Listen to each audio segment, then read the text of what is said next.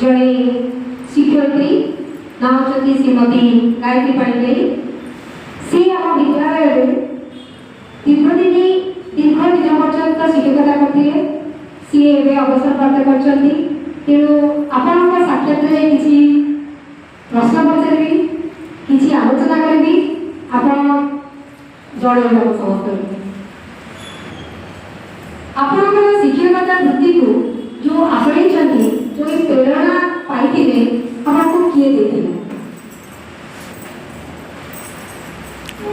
प्रथम शिक्षकता तो ठीक कर किंतु मोर बापा मोर नना बोली डाके नना मत प्रथम प्रेरणा जगैले जे घरे रही मोर तो बाहर शीघ्र नहीं किंतु तो पाखे जो ज्ञान अच्छी ना तू आसिकी से ज्ञानटा तू अन्य पाखे बांटी जहाँ आम घर लोक जहाँ अच्छी से तू शिक्षकता करे सी मु जानी नी किंतु से समय सी फर्म पकई शिखी फर्म पकईला मत आम 3 जन सांग पकईलु समस्त कलिकता था किंतु मोर ब्रह्मपुर आमर सिटी ट्रेनिंग मुझे शिक्षकता प्रथम तालीम पाई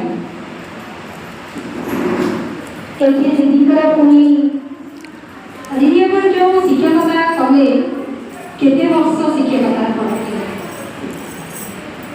39 वर्ष पूरा है किंतु 38 वर्ष पूरा है 39 वर्ष चालू शिक्षकता आपनकर ई जे शिक्षकता थिला आपनकर posting to first posting to Etawah पर्यंत आपनकर कोन विषय प्रति आपन शिक्षकता को अति प्रिय मन करथिले मैं सबु बेले शिक्षकता पिला सहित मिसिकी पिला किपरि शिक्षा देवे कौन विषय पिला पाखे कौ प्रतिभा अच्छी से शिक्षा देवाई मोर सबु चेष्टा चलती ये पचारि आप शिक्षकता पाइले तो विद्यालय जीवन गोटे थी पारिवारिक जीवन थी तो पारिवारिक जीवन घर जीवन आप विद्यालय केमती से मेंटेन करते केमती चलती एटा गोटे बहुत बढ़िया प्रश्न मोर चाकरी जीवन 39 वर्ष चाकरी करी बहुत बाधा विघ्न आसी जोटा कि मोर पारिवारिक जीवन प्रति मोर बहुत असुविधा हेले मोर कर्म क्षेत्र में केबे ओहरी निजे जेते कष्ट हेले मुझे विद्यालय को आसिले मोर केबे कष्ट नहीं मोर बहुत असुविधा है 2007 मसीह जो प्रकार असुविधा है से भूली पारि तापर 2011-12 मसीह मोर पारिवारिक असुविधा होता मो बापार हेले मोर सांगसाथी जहाँ पचारे मुझे सब समयानुवर्तिता आ मोर कार्य केबे अवहेला से पारिवारिक आउ मोर शिक्षकता ताकू केबे हेले तुलना आपन गोटे प्रश्न पुणी पचारि जदि आप एमती कहते मत एमती गोटे कहतु जी आप शिक्षकता भितर एमती गोटे स्मरणीय दिन कहतु जी आप सब से मन रहा आ गोटे एमती गोटे घटना कहतु जोटा कि समस्या आसी सम्मुखीन होती से जोड़ी आप कहतु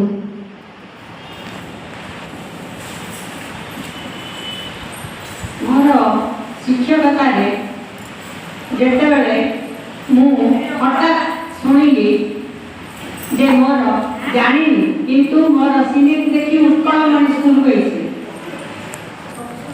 सबू आम स्टाफ थे 17 जन स्टाफ से 17 जन स्टाफ रु आम जो थी हठात 3 वर्ष ग्रुप से ब्लड है 2 जन शिक्षक अच्छा जोड़ा मोर वर्णवास करगला जोड़ा कि 17 जन स्टाफ थे मुझे बड़ स्कूल आरंभ चाकरी कला सब बड़ स्कूल जोड़ा ସେଠି ତାପରେ ମୁଁ ଯେତେ ବଡ଼ ସ୍କୁଲକୁ ଆସିଲି ମଧ୍ୟ ସେଠି ମଧ୍ୟ ପିଲା ଅଧିକ ଥିଲେ, କିନ୍ତୁ ଏଇ ଯେଉଁ ମୋର 3 ବର୍ଷ ସେଠି ହେଲା ହେଲେ ମଧ୍ୟ ମୁଁ କେବେ ହେଲେ ଦୁଃଖ କରିନି। ପିଲାମାନଙ୍କ ସହିତ କାଟିଛି ସେଇ ଏରିଆର ପିଲାମାନେ କେମିତି ଭଲ ହେବେ, ସେମାନେ କେମିତି ଶିକ୍ଷା ଲାଭ କରିବେ ତା ପାଇଁ ମଧ୍ୟ ମୁଁ ସ୍ୱତଃ ନିଜକୁ ସାମିଲ କରିଦେଇଥିଲି ସେଇ ପିଲାମାନଙ୍କୁ ମୁଖ୍ୟ ସ୍ରୋତକୁ ଆଣିବାକୁ। ଯେଉଁ ପିଲା ଅକ୍ଷର ମଧ୍ୟ ଜାଣିନଥିଲେ ସେଇ ଯେଉଁ 3 ବର୍ଷ ସେ ପିଲାମାନଙ୍କ ପାଇଁ ମୁଁ ସମର୍ପଣ କରିଦେଇଥିଲି ଯେ କିଛି ନା କିଛି ଶିଖେଇବି। ତା ପରଠୁ ସେଇ ପିଲାମାନେ ଯେମିତି ଏବେ ଗୁଡ୍ ସାଇଡ୍ର ପିଲା ତାପରେ ଯେମିତି ସେମାନେ ଆହୁରି ଶିଖିବେ ଆଉ ମୋର ଦେଖିକିରି ମଧ୍ୟ ସେଇଟା ଚାଲିବ, ସେଥିପାଇଁ ବୋଲି ମୁଁ ଚେଷ୍ଟା କରୁଥିଲି। ତ ଯଦି ଏତିକି କହିଲି ଯେ ଆପଣଙ୍କର ଯେତିକି ଶିକ୍ଷକତା ଥିଲା ଶିକ୍ଷାଦାନ କରୁଥିଲେ, ଏମିତି ଗୋଟେ ଆପଣଙ୍କର ଷ୍ଟୁଡେଣ୍ଟର ନାଁଟି କୁହନ୍ତୁ ଯୋଉଟାକି ସେଇ ଷ୍ଟୁଡେଣ୍ଟର ଆପଣଙ୍କର ପୁରା ପ୍ରିୟ ହେଇଛି ଆଉ ସିଏ ଆପଣଙ୍କୁ ନେଇକି ସେ ଗର୍ବିତ।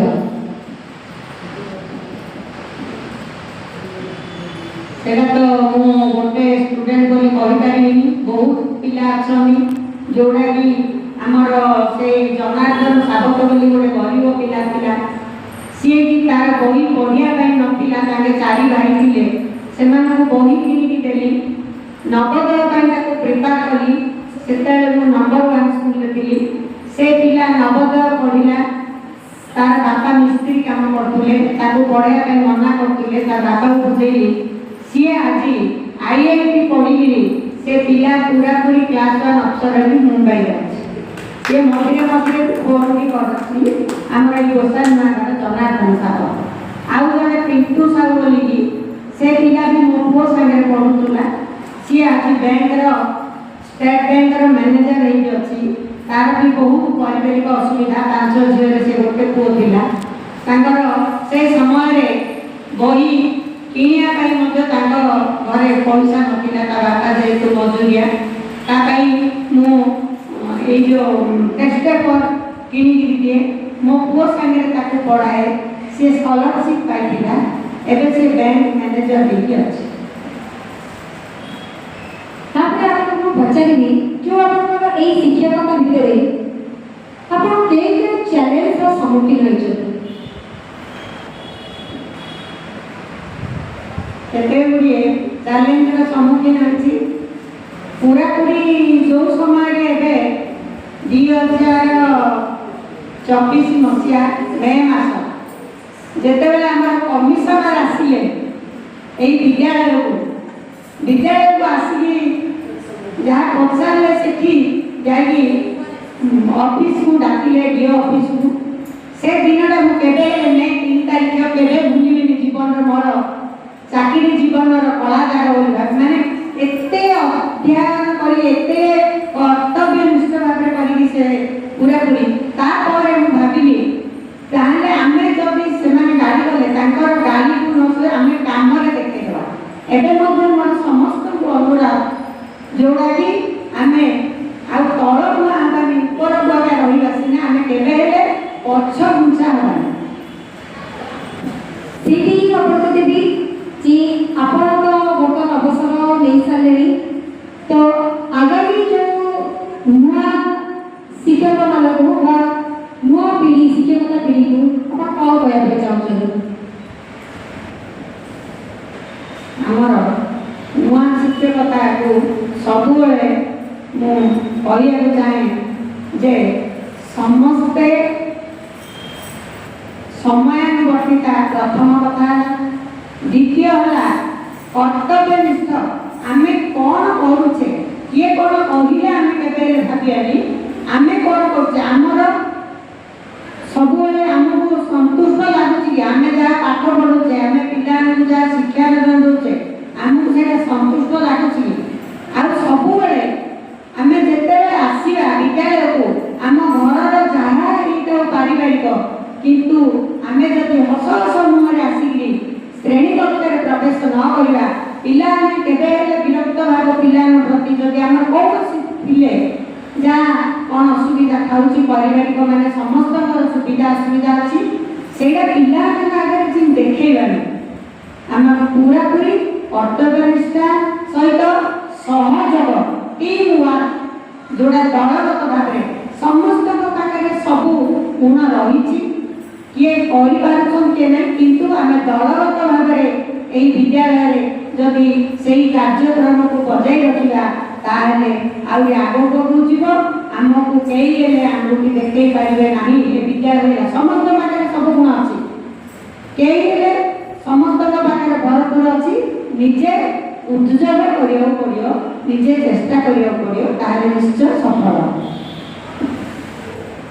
ଆଉ ଗୋଟେ ପ୍ରଶ୍ନ ଆପଣଙ୍କ ପାଇଁ, ବର୍ତ୍ତମାନ ଆପଣଙ୍କର ଅବସର ନେଲେ ସେତେବେଳେ ଆପଣ ଜାଣିଛନ୍ତି ଯେ ଆମର ସିଲାବସ୍ ଚେଞ୍ଜ ହେଲା, ନୂଆ ବହି ଆସିଗଲା, ପଞ୍ଚପଦୀ ସିଷ୍ଟମ ଆସିଗଲା, ତ ସେଇ ବିଷୟ ନେଇକି ଆପଣମାନେ ଆପଣଙ୍କର ପରବର୍ତ୍ତୀ ଶିକ୍ଷାଦାନ ବା ସିଲାବସ୍ ବା ଆପଣ ଶିକ୍ଷକମାନଙ୍କୁ ଆପଣ କ'ଣ କହିବା ପାଇଁ ଚାହୁଁଛନ୍ତି, ଆଉ ଆପଣ କେତେ ଦୂର ସେଟା ଉପକୃତ ହେବେ ଭାବୁଛନ୍ତି ସେଇ ବିଷୟରେ ଟିକେ କୁହନ୍ତୁ। ପଞ୍ଚପଦୀ ଶିକ୍ଷଣ ଯେଉଁ ପଦ୍ଧତି ଏବେ ଆସିଲା ଏଇଟା ନୂଆ କଥା ନାହିଁ। ଯୋଉଟାକ ଆମେ ଟ୍ରେନିଂ ଦେଇକି ଆସୁଥିଲୁ ସେଇ ପୂର୍ବ ପ୍ରସ୍ତୁତି ତାକୁ କେବଳ ନାଁ ଦିଆ ହେଇଯାଇଛି, ଆଉ କିଛି ନୁହଁ। ଏଠି କ'ଣ ଏବେ ଆଗ ଶିକ୍ଷା କୈନ୍ଦ୍ରିକ ଶୈକ୍ଷିକ କୈନ୍ଦ୍ରିକ ଥିଲା, ଶିକ୍ଷାର ଥିଲା, କିନ୍ତୁ ଏବେ ଛାତ୍ର କୈନ୍ଦ୍ରିକ ଥିଲା। ଏବେ କ'ଣ ଶୈକ୍ଷିକ ଶିକ୍ଷା କୈନ୍ଦ୍ରିକ ଦେଲେ ପିଲାମାନେ ଏବେ ଆମର କ'ଣ ହେବାକୁ ପଡ଼ିବ ନା ସରକାର ମଧ୍ୟ କହୁଛନ୍ତି, ଶିକ୍ଷକ ଶିକ୍ଷୟିତ୍ରୀମାନଙ୍କୁ ବିଭିନ୍ନ ତାଲିମ ଦେଉଛନ୍ତି। ଏବେ ଯେଉଁ ବିଷୟରେ ଯାହା ବହି ବାହାରିଛି ନୂତନ ଶିକ୍ଷା ପଦ୍ଧତି ସେମାନେ କହୁଛନ୍ତି ଛାତ୍ରଛାତ୍ରୀଙ୍କୁ ନେଇ କରିବ, କିନ୍ତୁ ସିଏ ଶିକ୍ଷକ ପାରଦର୍ଶିତା ହେବାକୁ ପଡ଼ିବ। ସେ ବିଷୟରେ ପୁଙ୍ଖାନୁପୁଙ୍ଖ ସିଏ ଜାଣିବାକୁ ପଡ଼ିବ, ଜାଣିଲେ ପିଲାକୁ ଜଣେଇବ। ସେ ନୂଆ ପଦ୍ଧତିରେ ଶିକ୍ଷକଙ୍କୁ ଶିଖିବାକୁ ପଡ଼ିବ, ସେ ଶିଖିଲେ ନା ଶିଖେଇବ। ଯଦି ସିଏ 100 ପଦ ଜାଣିଥିବ ତାହେଲେ ପିଲାକୁ 20ଟା ପଦ କହିବ। ତେଣୁ ଶିକ୍ଷକ ନିଜେ ଚେଷ୍ଟା କରିକି ତାର ଜ୍ଞାନ ଅର୍ଜନ କରିବାକୁ ପଡ଼ିବ ନିଜେ। ଆମେ ଜାଣିଛୁ ଯେ ଆପଣ ଏଇ ନୂଆ ପଦ୍ଧତି ମଧ୍ୟ ଆପଣଙ୍କ ପାଇଁ ପୁରୁଣା କହିଲେ ଚଳେ। ଆପଣଙ୍କ ପାଇଁ କହନ୍ତି ଯୋ ବାଏ ହାତ କାଟେ, ଆପଣଙ୍କ ପାଇଁ ସେଟା ବହୁ, କିନ୍ତୁ ଆମେ ସମସ୍ତେ ଦୁଃଖର ବିଷୟ ଯେ ଆମେ ସମସ୍ତେ ଆପଣଙ୍କର ସେଇ ଶିକ୍ଷାଦାନକୁ ଆମେ ଅପେକ୍ଷାରେ ରହିଲୁ। ଆପଣଙ୍କ ସେ ଶିକ୍ଷାଦାନ ଆମେ ଦେଖିପାରିଲୁନି। ତ ଏଇଠି ମୁଁ ଶେଷରେ ଗୋଟିଏ ପ୍ରଶ୍ନ କହିବି ଆପଣଙ୍କୁ, ଯଦି ଆପଣଙ୍କୁ ଆଗାମୀ ଦିନରେ କୁହାଯାଏ ଯେ ଆପଣ ଶିକ୍ଷକତା କରିବାକୁ ଭଲ ପାଇବେ, ଆଉ ଯଦି ଭଲ ପାଇବେ କାହିଁକି ଭଲ ପାଇବେ? ମୋର ସବୁବେଳେ ଶିକ୍ଷକଟାକୁ ମୁଁ ଭାବେ ନ୍ୟୁନ ଭାବେନି, କାହିଁକି ଏ ଯେଉଁ ଶିକ୍ଷକତାଟା ଏମିତି ଗୋଟେ ଜିନିଷ ସମସ୍ତେ ସବୁବେଳେ ଶିକ୍ଷକ ପୂଜା ପାଇବ, କିନ୍ତୁ ଆମର କର୍ମ ନେଇକିରି ଯଦି ଭବିଷ୍ୟତରେ ମଧ୍ୟ ପଡ଼େ ମୁଁ ମୋର କେବେ ହେଲେ ପଛଘୁଞ୍ଚା ନାହିଁ। ଆଉ ଶିକ୍ଷକତାଟା ମୁଁ କେବେ ନ୍ୟୁନ ଭାବିନି। ଶିକ୍ଷାଦାନଟାକୁ ସବୁବେଳେ ପିଲାମାନଙ୍କ ସହିତ କଟେଇବା ପାଇଁ ଯାଇଛି। ଆଉ ଶିକ୍ଷା ଯଦି ପାଇଁ ସୁଯୋଗ ପାଇବ ମଧ୍ୟ ମୁଁ ବହୁତ ଖୁସିରେ ତାକୁ ସାଦରେ ଗ୍ରହଣ କରିବି। ତ ଧନ୍ୟବାଦ। ଶେଷରେ ମୁଁ ତାଙ୍କର ଅନୁଭୂତି ଯେଉଁ ବାଣ୍ଟିଲୁ, ଯେଉଁ ଅନୁଭୂତି ବିଷୟରେ ଜାଣିଲୁ, ଅଶେଷ ଧନ୍ୟବାଦ। ଆଉ ଗାୟତ୍ରୀ ଗୁମା ଆପଣଙ୍କୁ ବହୁତ ସହିତ ଧନ୍ୟବାଦ ଜଣାଉଛି।